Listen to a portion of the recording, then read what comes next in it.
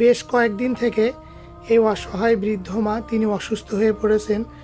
আসলে তিনি বৃদ্ধ মানুষ, অনেক দুর্বল হয়ে গেছেন, তিনি অসুস্থতায় ভুগতেছেন। তো আজ আমি আসলাম তাকে দেখার জন্য যে তিনি কেমন আছে। দেখুন, এই অসহায় মা তিনি আর লাঠি ছাড়া চলাফেরা করতে পারতেছে না।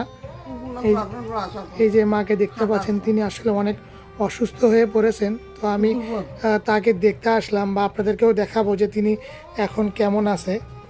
এই যে তার যে প্রতিবন্ধী ছেলেটি, তিনি মুড়ি দিয়ে শুয়ে আছে। আমি কালকেই তাদেরকে বাজার করে দিয়েছি।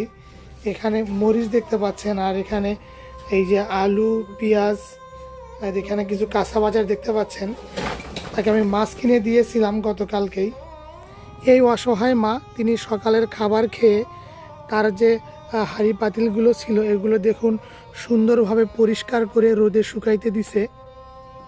এই যে মাকে দেখতে পাচ্ছেন, আসলে তিনি অনেক অসুস্থ মানুষ, অনেক দুর্বল মানুষ, তিনি লাঠি ছাড়া আর চলাফেরা করতে পারতেছে না।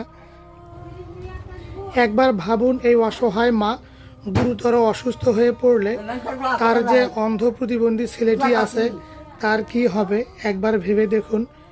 অনেকেই আমাকে বারবার বলেন যে আমি যেন এই অসহায় মানুষ দুটোকে কোনো বৃদ্ধাশ্রমে রেখে আসি।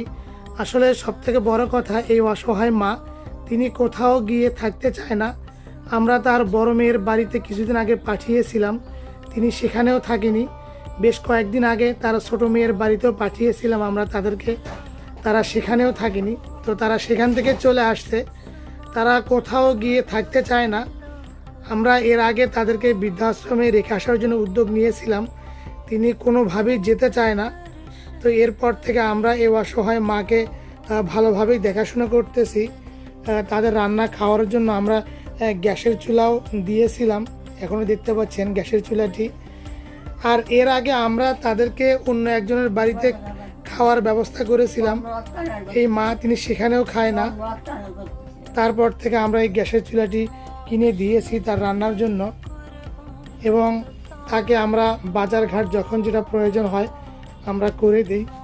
এই যে তার এই ড্রামের মধ্যে চাল থাকে, আর এই যে এখানে দেখতে পাচ্ছেন কিছু কাঁচা বাজার, মরিচ। আমরা গতকালকেই তাকে মাছ কিনে দিয়েছিলাম। আমি চালগুলো একটু দেখাই আপনাদেরকে,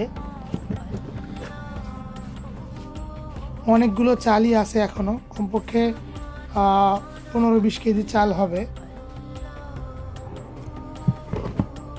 তো এই হচ্ছে এই অসহায় মায়ের এবং তার ছেলের বর্তমান অবস্থা। আসলে তিনি অনেক দুর্বল হয়ে পড়ছে। এই যে উনি বলতেছে সকালবেলা রান্না করছে, এগুলাই খাইছে আজকে মা ছেলে, এটাই বলতেছে এই অসহায় মা।